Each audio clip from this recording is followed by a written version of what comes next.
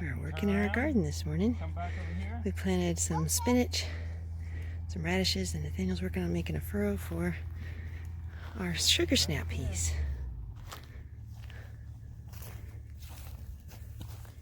Can you help, Doodlebug?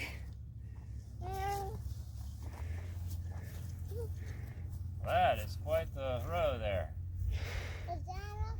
Yep. Okay, now I'm going to do one right across here, okay? I'm going to go right like this. Planting a couple blueberry bushes this morning. I guess it's afternoon with the daylight savings time. Boys are having fun. Nothing like being on the skid steer with Daddy.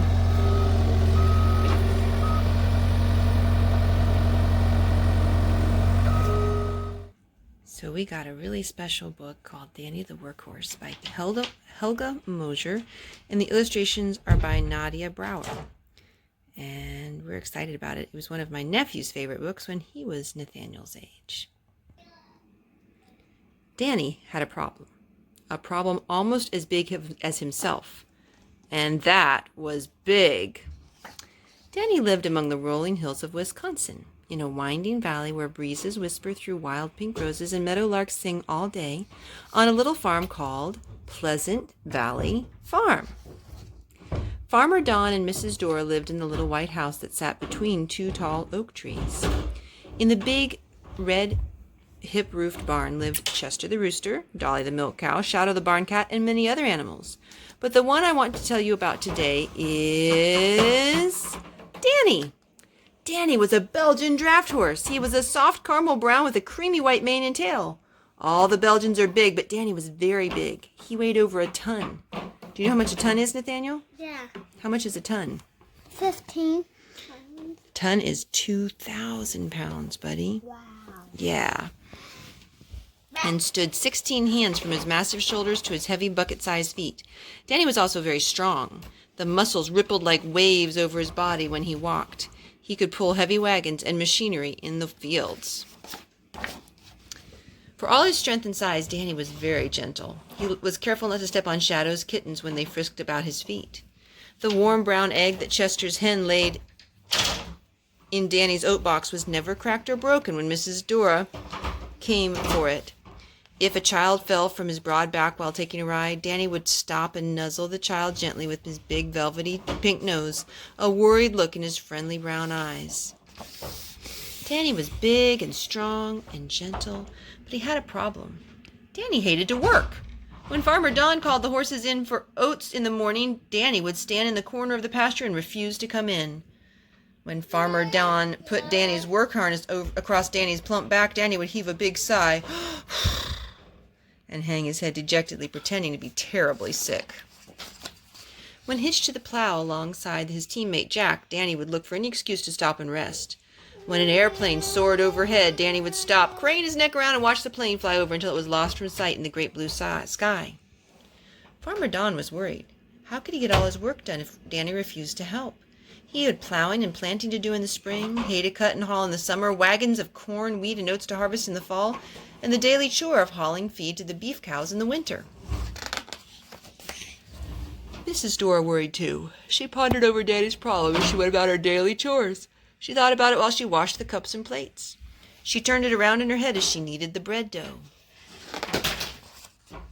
She mulled it over while she was hanging Farmer Don's red and white socks on the clothesline to dry.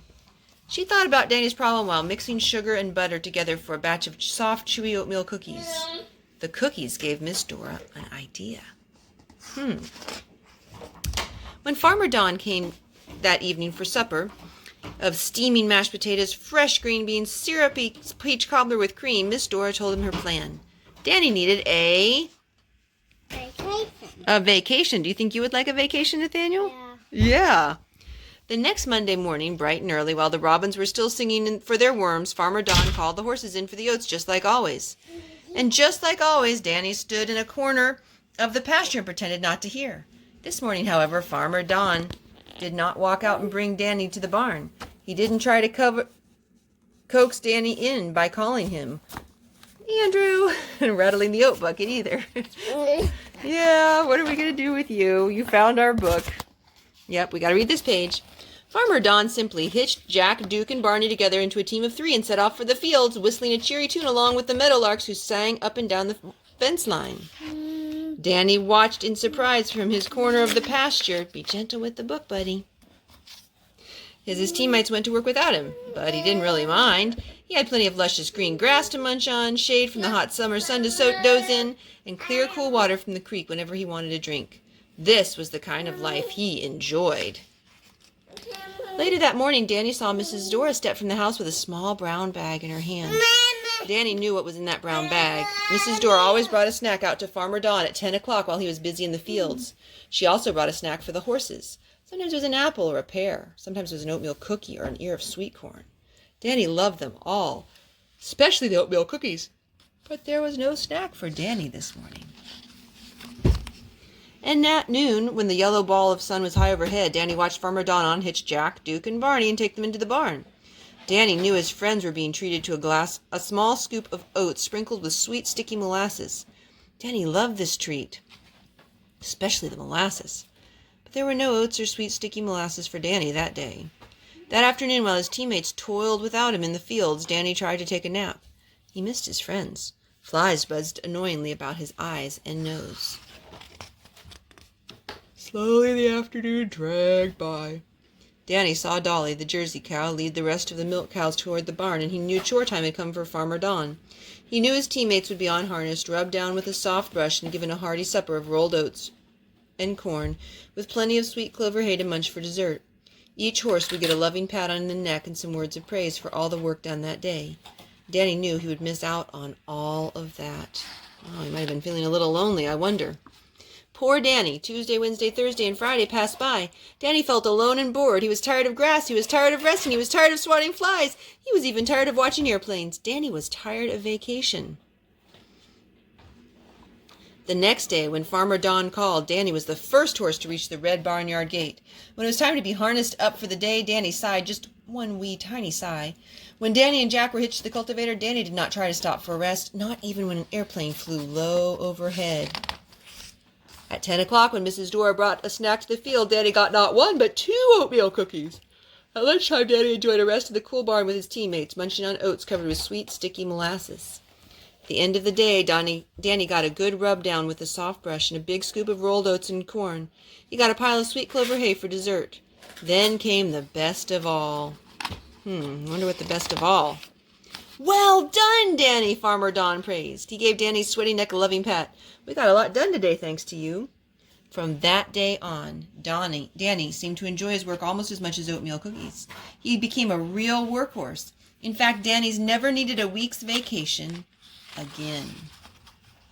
No, The end. I want to get all of those. You want to get all of those? We'll have to work on that, won't we? Danny the workhorse. Oh, Nathaniel, can you help me sing our song? Oh, we forgot